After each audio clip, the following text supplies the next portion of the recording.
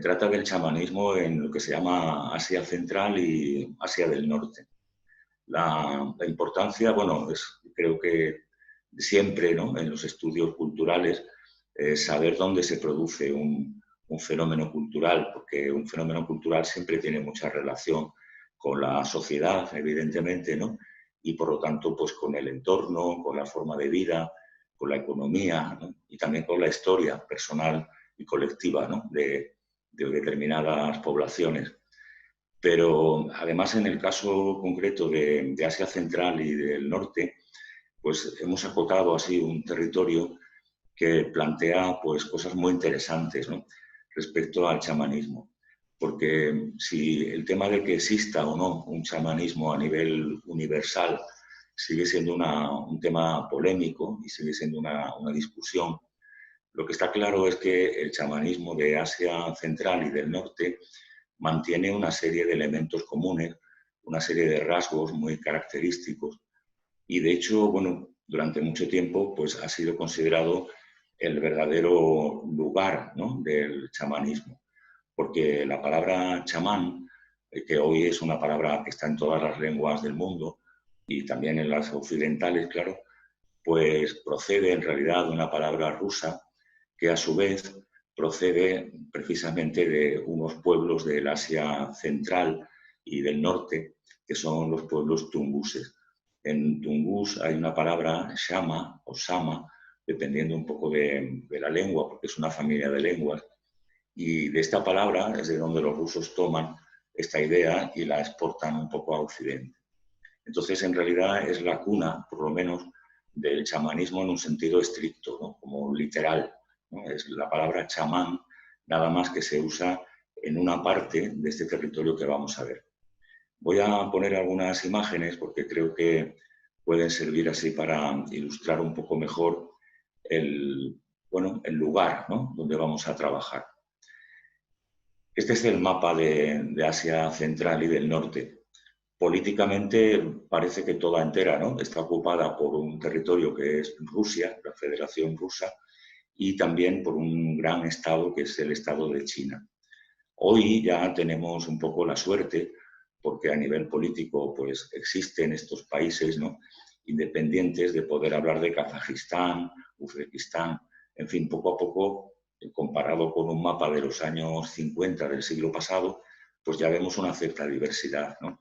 Pero en esta gran masa que aparece aquí en todos los mapas del mundo como Rusia, Federación Rusa, pues evidentemente también hay una gran diversidad. En todo esto no hay una única comunidad de hablantes de ruso o un pueblo ruso, ¿no?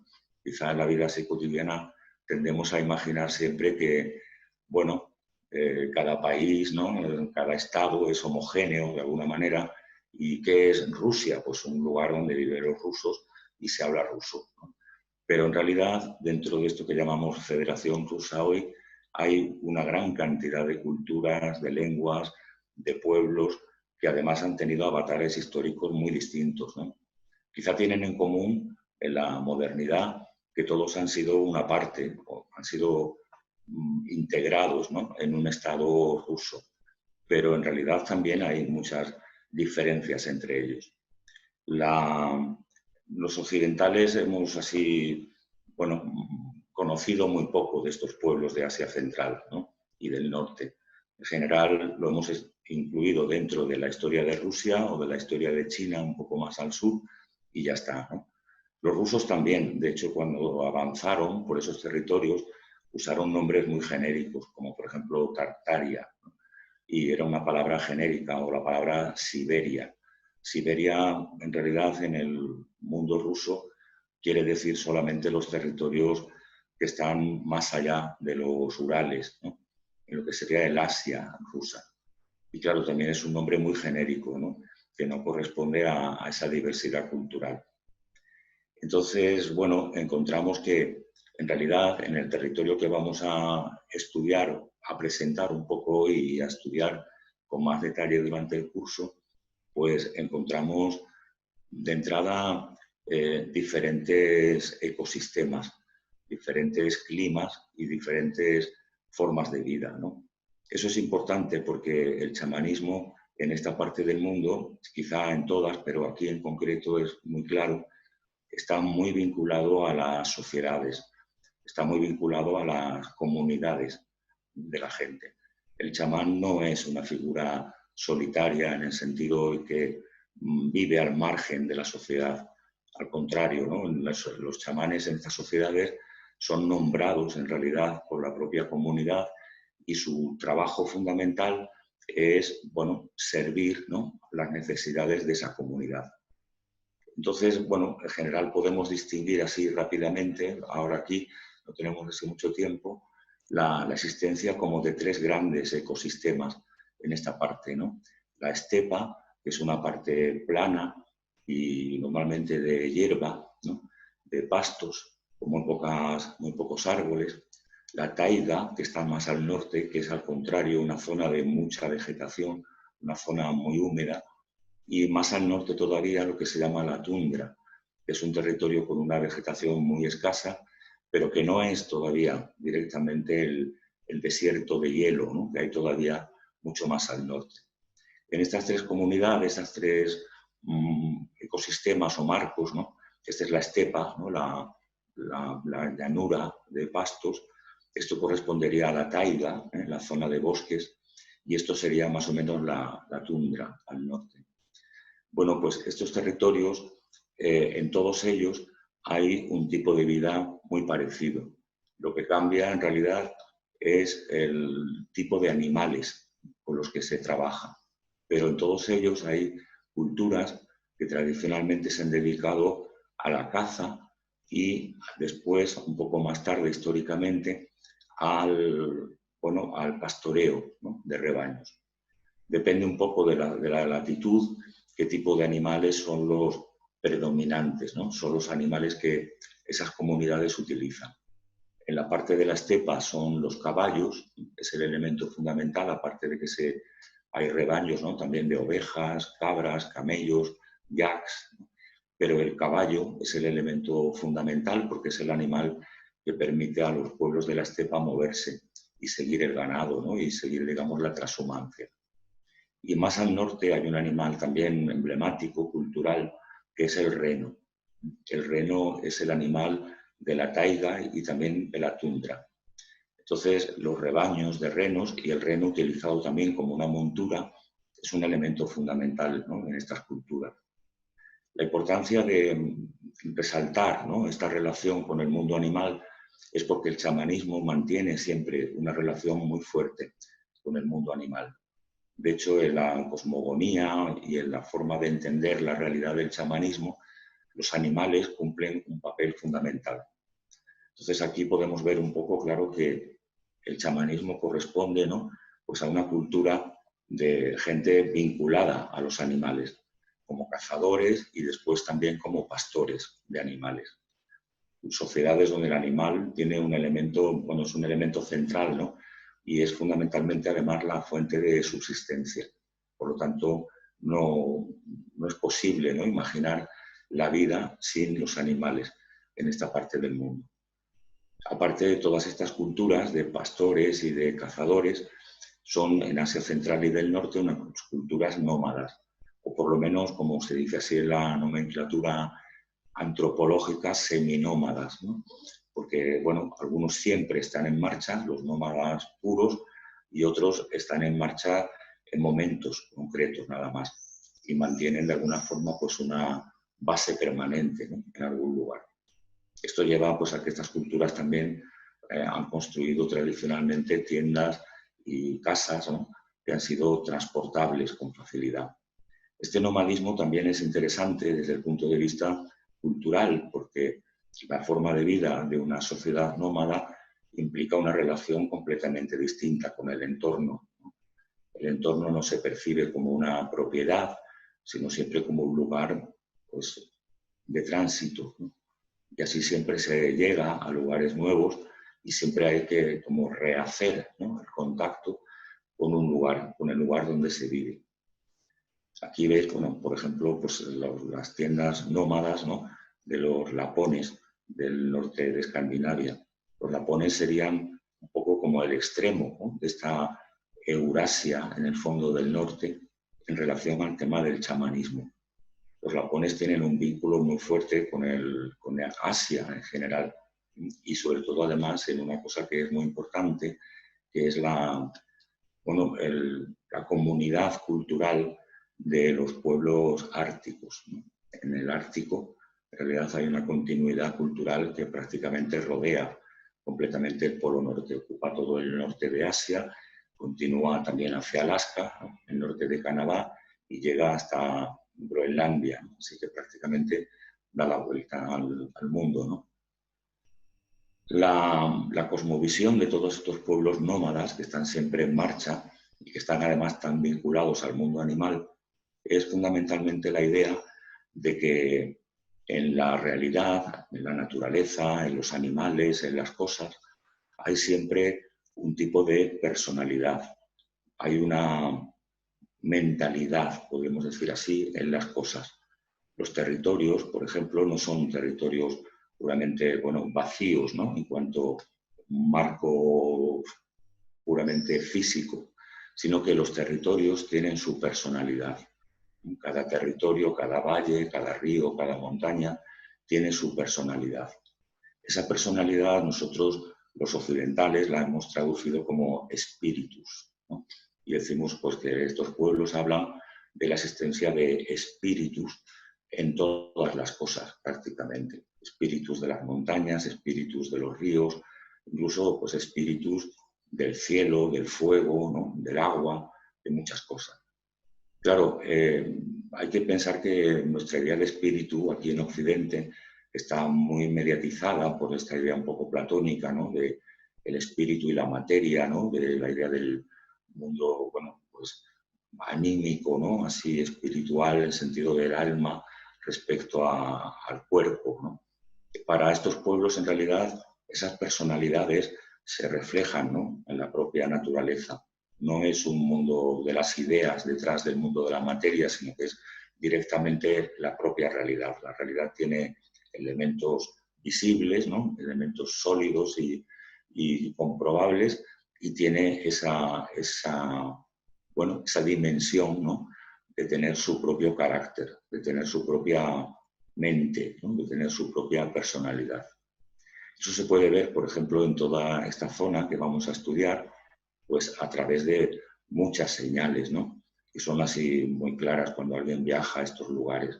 Por ejemplo, la existencia de estos ogoos, ¿no? Que son una serie de marcas en el terreno que aparecen, por ejemplo, pues por toda Mongolia y más al norte también. Estas marcas, en realidad, lo que reflejan es que se ha llegado a un lugar especial, a un lugar con una personalidad propia, ¿no? Y estos pequeños montículos de piedras y maderas reflejan que está uno en el centro, ¿no? Un poco de esa realidad, de ese marco especial, ¿no? Que es un territorio concreto. El tema del chamanismo en realidad surge pues, precisamente de esta constatación, ¿no? de que todo en la realidad tiene su personalidad. Porque los cazadores y los pastores, también, como todos los demás, ¿no? Que nos dediquemos a cualquier actividad, pues necesitamos de alguna manera el favor, ¿no? De las circunstancias, el favor de los territorios para que encontremos caza, si fuéramos cazadores, ¿no? O también el favor de la suerte, del azar, para encontrar pastos para los rebaños. La posibilidad de comunicar, ¿no? Con estas personalidades y solicitar su favor para que podamos realmente vivir bien, ¿no? En esos territorios, es precisamente la actividad que estas sociedades asignan al chamán. El chamán es una persona que entra en contacto con ese mundo espiritual, diríamos los occidentales, que lo inunda todo en la realidad para estas culturas. El chamán es un viajero, ¿no? Que entra en contacto con esos mundos, con esos espíritus, con esas personalidades y procura el beneficio de su comunidad. Procuran que sean hospitalarios, ¿no? Que sean accesibles, que sean generosos con su comunidad. En esta zona del mundo hay muchas culturas, muchas lenguas, y la palabra chamán en sí misma también recibe muchos nombres. Aquí veis un poco la parte de lo que serían los pueblos tunguses, de donde surge el ruso chamán, a partir de sama o samán, pero hay otros muchos nombres para los chamanes.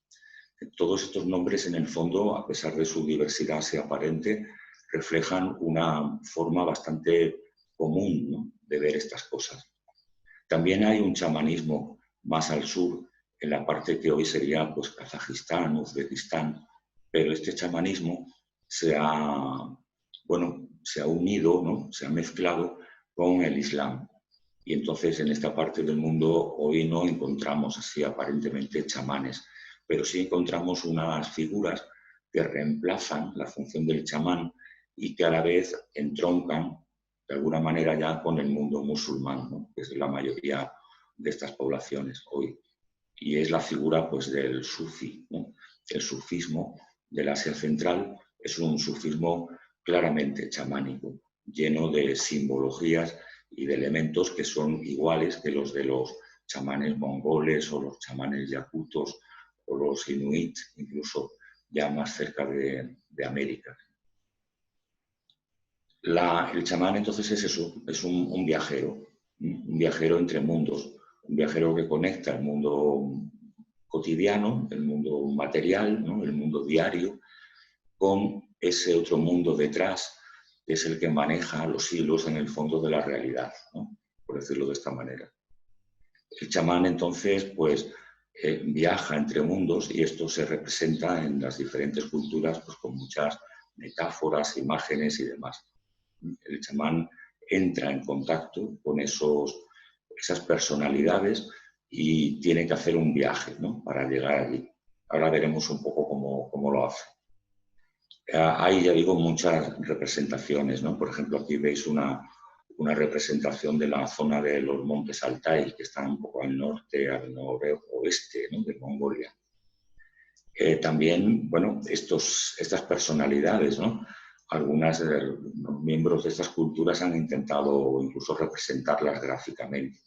Aquí veis un poco pues, lo que serían diferentes personalidades de la caza, del mar, de los mamíferos que se cazan en el mundo esquimal, ¿no?, en el mundo inuit, que sigue siendo también una parte de Asia, ¿no? Es un mundo un poco entre Asia y América, ¿no? Para hacer estos viajes, los chamanes, ¿con qué cuentan?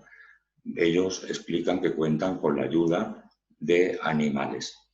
Los animales cumplen esta función.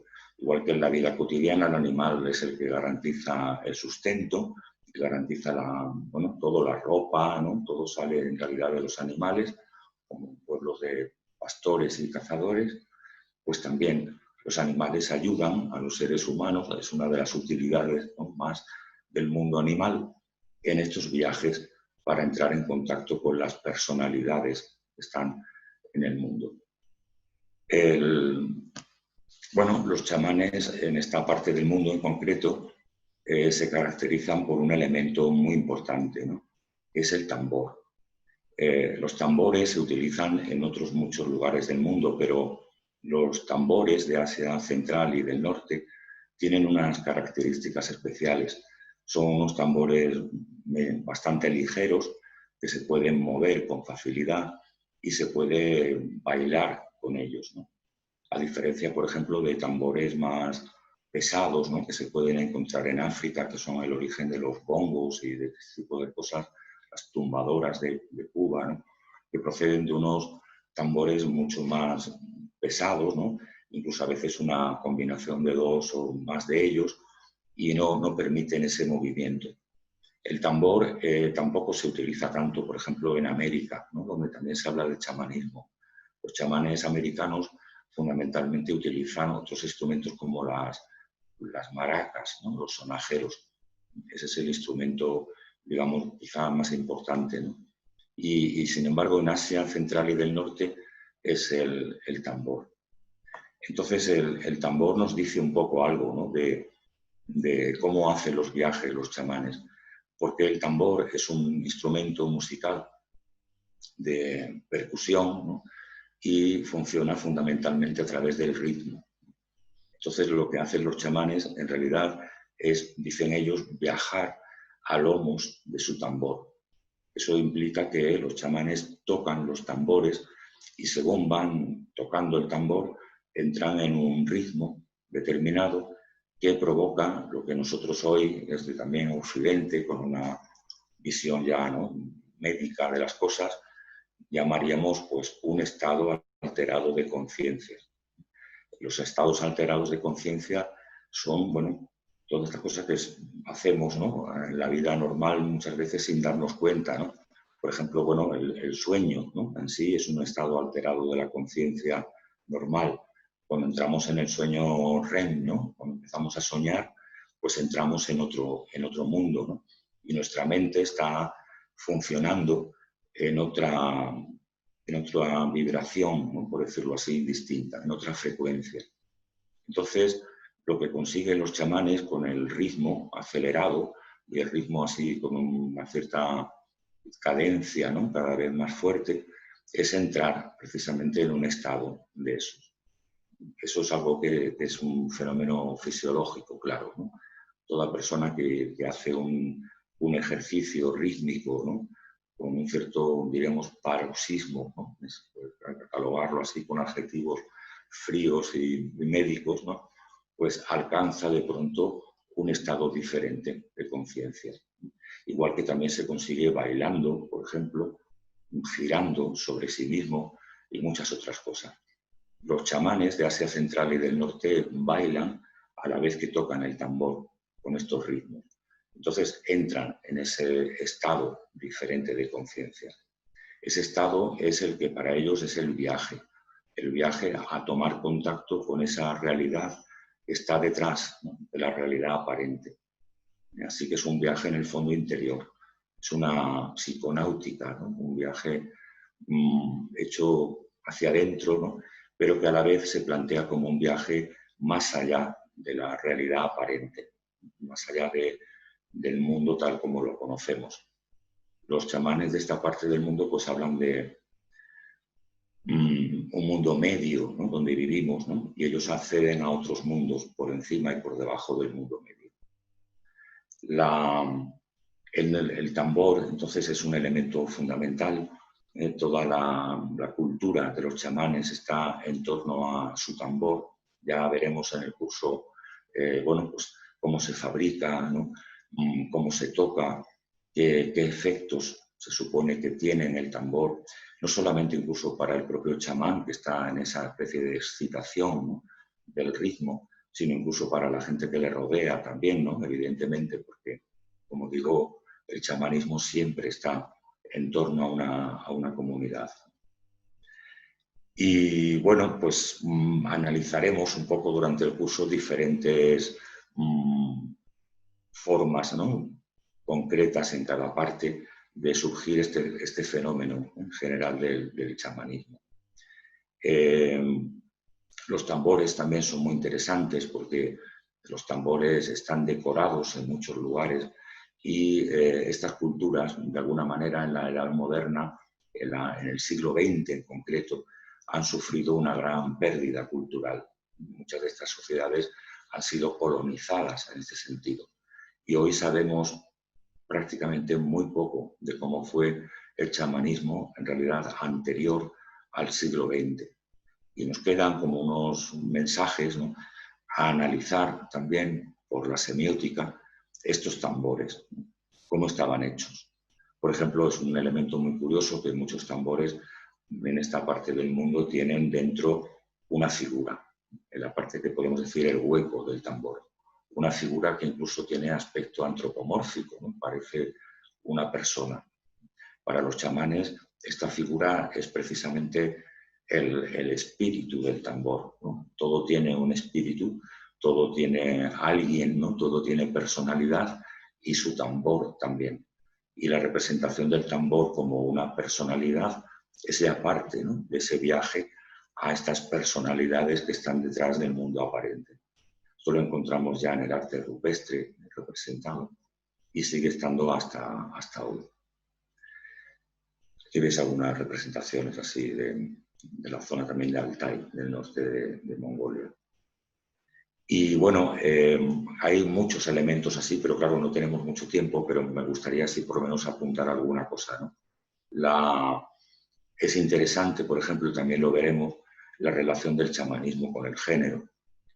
Parece ser que los primeros chamanes eran en realidad chamanas y durante mucho tiempo en esta parte del mundo las mujeres eran las que hacían esta actividad de conectar la comunidad con la personalidad que estaba detrás del lugar en que se encontraban y detrás de las cosas que utilizaban.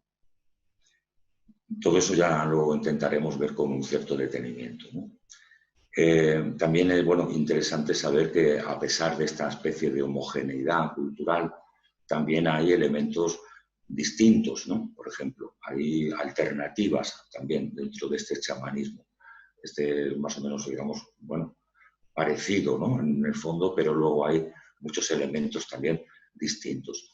Y curiosamente también siguiendo como, bueno, áreas, ¿no?, determinadas. Por ejemplo, hay una práctica muy interesante en las sociedades de Asia Central y del Norte en relación a los rituales que se hacen dentro de estas tiendas portátiles que se llaman yurtas, ¿no?, y que tienen diferentes nombres. En mongol, por ejemplo, se llaman ger.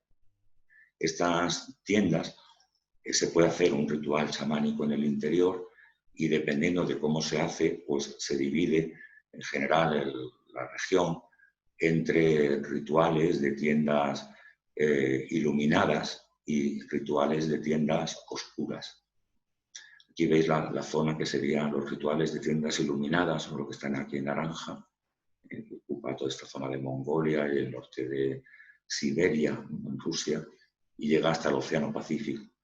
Y los rituales de yurtas oscuras se encuentran también en Asia, entre los Hanti y los Mansi, aquí en la zona de Chukotka, en la parte ya pegando a Alaska, y también, curiosamente, en el norte de América. Muchos elementos son comunes también con el norte de América. Y bueno, la diferencia es que los rituales de tiendas luminosas son rituales donde la gente entra en una tienda, está el chamán o la chamana, pues se mueve, baila, cambia la voz, toca el tambor y todo es visible. Pero hay otra gente que prefieren los rituales de tiendas oscuras. Las tiendas oscuras es donde no se ve nada, solamente se oye. Y la gente pues afirma, ¿no?, oír cómo los espíritus se acercan a la tienda, cómo entran en el interior de la tienda, cómo empiezan a hablar los espíritus con diferentes voces. Pero en teoría está solo el chamán, ¿no?, dentro de la tienda. Pero la gente afirma y jura, ¿no?, que realmente hay ahora diferentes voces sonando en la oscuridad de la tienda. Entonces, esto es otra forma de hacerlo, ¿no?, una forma como más oscura, ¿no?, un poco más así siniestra también, ¿no? Pero todo eso forma parte de la diversidad cultural. Estas cosas también las estudiaremos. Y luego, bueno, estudiaremos al final el efecto que ha tenido un poco la modernidad, que como veíamos antes en el mapa, en este territorio es fundamentalmente la conquista rusa, ¿no? Los rusos durante mucho tiempo intentaron suprimir el chamanismo como una técnica que consideraban atrasada y hoy hay un revival, ¿no?, del chamanismo en esta parte del mundo. Hay un renacimiento de las prácticas chamánicas, entendidas también como una recuperación cultural, como una vuelta un poco a las raíces, ¿no? Entonces hay realmente hoy un fenómeno llamado así en general neochamanismo en esta parte del mundo, que es muy interesante y que también veremos, porque de alguna manera no es el mismo chamanismo tradicional, pero también aporta cosas nuevas, ¿no?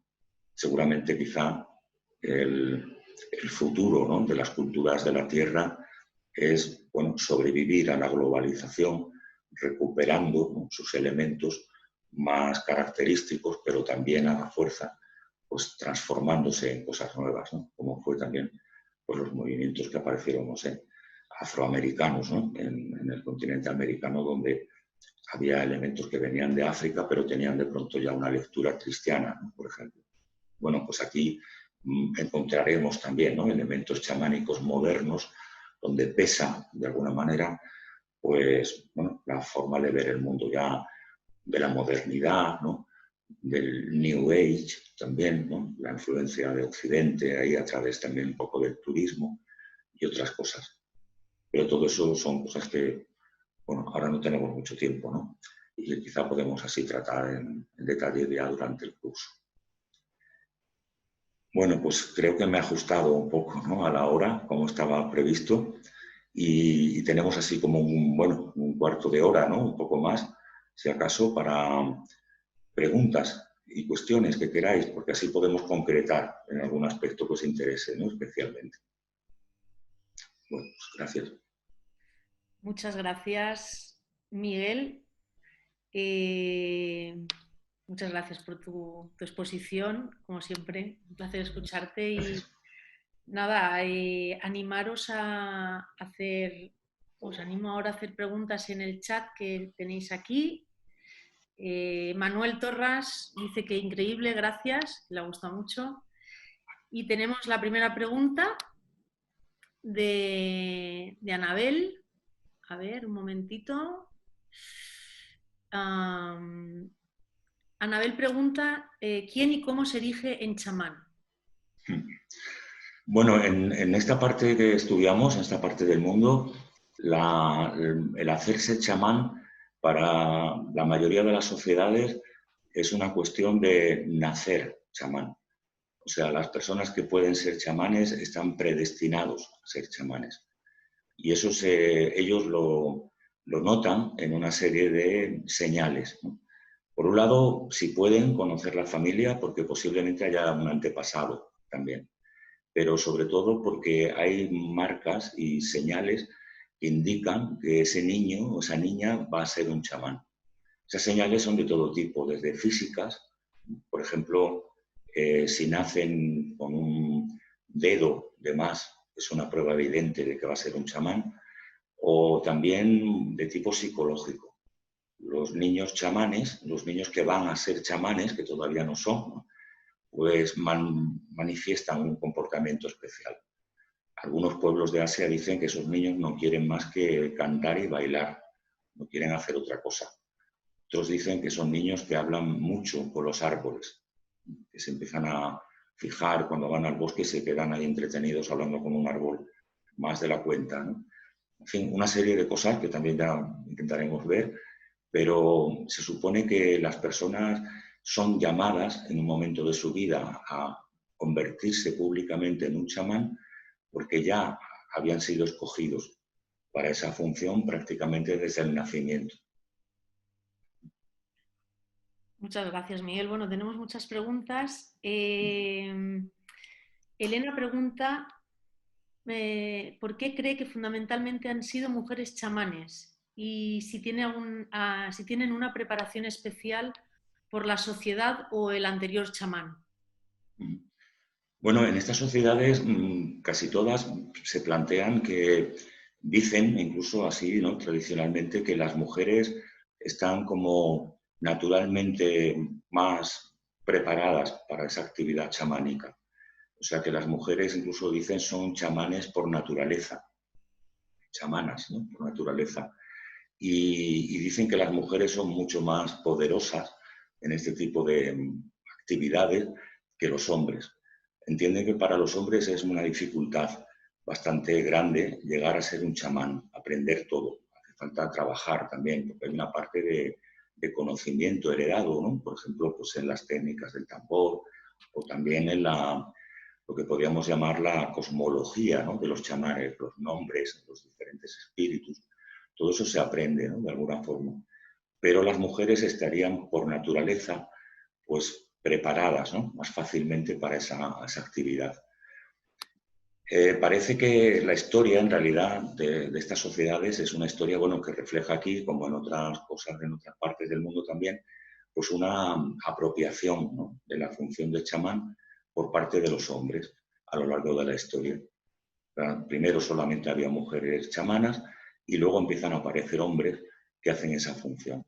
Pero los hombres que adoptan, digamos, el trabajo de chamanes todavía reflejan, de alguna forma, esa idea de que las mujeres eran las que estaban preparadas para eso. Se dan, por ejemplo, fenómenos de transvestismo, de transgenderismo, se dan también, bueno, vestirse como una mujer, peinarse como una mujer. Eso aparece, es muy frecuente en estas sociedades. Así el chamán, dicen, tiene más autoridad ante la gente. Así demuestra que es más poderoso, cuanto más parece una mujer, ¿no? En algún sentido. Y bueno, es algo que todavía, ¿no?, tenemos que estudiar porque, claro, en las fuentes históricas parece que cuanto más retrocedemos, más mujeres chamanas había. Lo que pasa es que estas sociedades, la mayoría, no han desarrollado un sistema de escritura propio. Así que son, bueno, fuentes desde fuera, ¿no?, de estas sociedades. Por ejemplo, los escitas, los, bueno, pastores nómadas y guerreros nómadas del norte del Mar Negro, ¿no?, pues fueron descritos por los griegos, ¿no?, los mongoles, los tunguses, por los chinos. Entonces, a través de esas fuentes indirectas, desde luego es claro que las mujeres ocupaban ese papel en la antigüedad. Muchas gracias, Miguel. Muy interesante. Hace unos meses creo que no diste una conferencia en relación a este tema, ¿no?, sobre las mujeres chamanas. Hay otra pregunta relacionada y es que Ravi pregunta si un chamán mujer y un chamán hombre actúan de forma diferente. En principio no hay una actuación diferente. El trabajo del chamán es conectarse con los espíritus y prácticamente cuando conecta con los espíritus son los propios espíritus los que se manifiestan a través del chamán. El chamán dicen que su espíritu viaja fuera del cuerpo y entonces en ese momento entra un espíritu en su cuerpo. Y esos espíritus pueden ser tanto masculinos como femeninos. Y en principio el chamán o la chamana se comporta como ese espíritu dice. Así que evidentemente hay cambios de pronto, ¿no?, de comportamiento, son distintos.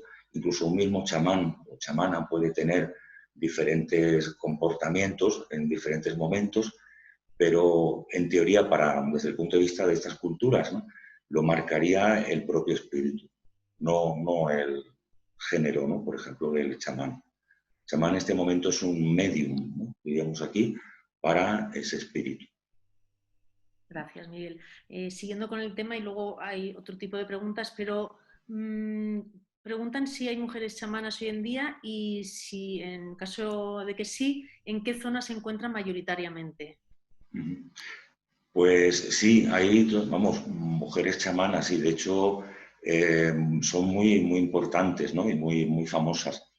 Quizá donde hay hoy más cantidad de mujeres chamanas, y en general creo que porque el chamanismo está más vivo todavía, es en la zona de Mongolia, Tuva, Altai, que sería, bueno, el sur de la taiga, el norte de la estepa. En esa parte hay, ¿no?, mujeres chamanas muy importantes. También en otro ámbito de Asia, que no es ya directamente el mundo nómada, encontramos también mujeres chamanas en Corea, por ejemplo, entre el chamanismo coreano, que es muy interesante, aunque ya es un chamanismo hoy, digamos, sedentario, urbano, ¿no? Pero bueno, los coreanos también son un pueblo que ha llegado de Asia Central un poco, ¿no?, de la parte más continental, digamos. Y entonces, en ese sentido, hoy todavía hay muchas mujeres chamanas. De hecho, para los coreanos, el maestro, ¿no?, de los chamanes es una maestra, que se llama la abuela Tayesin, ¿no?, que es una mujer, es la que enseña el chamanismo. El chamanismo lo enseña en Corea a estas mujeres. Muchas gracias. Seguimos. No sé si podremos contestar todas, pero bueno, intentaré. Hay algunas que ya has contestado, con lo cual Windiez pregunta que le gustaría saber, en relación al altar del chamán de Mongolia, qué significan los animales de madera en el altar y demás símbolos. Bueno, los altares dentro de las yurtas de Mongolia lo que reflejan, lo que tienen son unas figuras que se llaman ongons, que son figurillas, muñecos que albergan espíritus dentro o que pueden albergarlos. Entonces las figuras, claro, más o menos pueden ser antropomórficas o pueden tener formas de animales. Son figuras que no tienen que ver con lo que aquí sería un objeto así, un altar, ¿no? No es un objeto de adoración, es más bien un contenedor de espíritus. Los espíritus se quedarían en ese lugar, en esa figura, ¿no? Muy bien, gracias. Anabel pregunta, ¿los tambores los fabrican los propios chamanes? No, los tambores los fabrican unas personas especializadas en fabricar tambores de chamán, que son unas personas que tienen que conocer muchísimo, ¿no?, sobre este tema y que además fabrican tambores completamente personalizados. Cada chamán tiene su tambor y es un tambor que está acorde con él. ¿Y cómo se puede estar acorde con un tambor, no? Pues se está acorde, por ejemplo, en el tema del sexo del chamán. Por ejemplo, la membrana del tambor surge pues, de un animal masculino o femenino, dependiendo de si va a ser para un chamán o una chamana. También tiene mucho que ver la fecha de nacimiento del chamán o la chamana, para saber también si hay una compatibilidad con el que fabrica el tambor. Porque puede ser que las fechas de nacimiento del que fabrica el tambor y el chamán no casen. Entonces, no es la persona indicada para fabricarle un tambor. Luego también hay, bueno, otros muchos elementos, ¿no?, de todo tipo, así simbólicos, que están ahí presentes. Por ejemplo, pues la historia personal de ese chamán o de esa chamana, la madera de donde se toma para hacer la estructura sólida, ¿no?, del tambor, también tiene que venir de un árbol que el chamán o la chamana reconozcan como un árbol cercano, como un árbol que consideran próximo, una especie de árbol suyo, ¿no?, a este nivel. No se puede tomar de cualquier árbol. Así que estas personas que fabrican tambores tienen todo un conocimiento, ¿no?, para poder llegar a eso. Pero son personas distintas del chamán, igual que también son personas distintas las que fabrican la ropa, los tocados que llevan en la cabeza, y todas estas cosas que también se fabrican con mucho detenimiento, ¿no?, cuidando mucho todos los aspectos. Gracias, Miguel. Un poquito relacionada con la anterior pregunta, David, que es músico, le ha parecido muy interesante tu conferencia y quería saber si hay estudios musicológicos que recogen en profundidad los patrones rítmicos que emplean para tocar los tambores y si hay algún autor de referencia. Sí, hay hoy bastantes estudios sobre este tema. Sobre todo el lugar donde mejor se estudia esto es hoy por hoy en Hungría, en Budapest. Hay una tradición en la Universidad de Budapest sobre el tema de los estudios chamánicos en relación especialmente al tema de los cantos y de la música. Hay autores como, por ejemplo, Hopal, se llama, uno de los grandes estudiosos de estas cosas, que han grabado y han pasado, ¿no?, a partitura todas estas actuaciones chamánicas durante años y después han sacado también patrones, ¿no?, y han llegado pues, a establecer de alguna manera los ritmos de los diferentes lugares, que es lo característico de cada uno de ellos. Y gracias, Miguel. Eva pregunta, comenta que en el documental Happy People de Werner Herzog se retrata la vida en la taiga y se ve brevemente cómo la comunidad nativa, cree llamada Ketek, vive marginada y con serios problemas de alcoholismo. En este documental culpan a los rusos de haberles traído el vodka y pregunta, ¿hay alguna comunidad que haya permanecido totalmente intacta a este colonialismo? No, en la parte que estudiamos del mundo no, o sea, no se encuentran pueblos de estos que no han tenido conexión con los occidentales, ¿no?, en algún momento. Entonces, desde el siglo XVII prácticamente ya los rusos ya llegan a la Siberia oriental y después van, bueno, ocupando los diferentes territorios.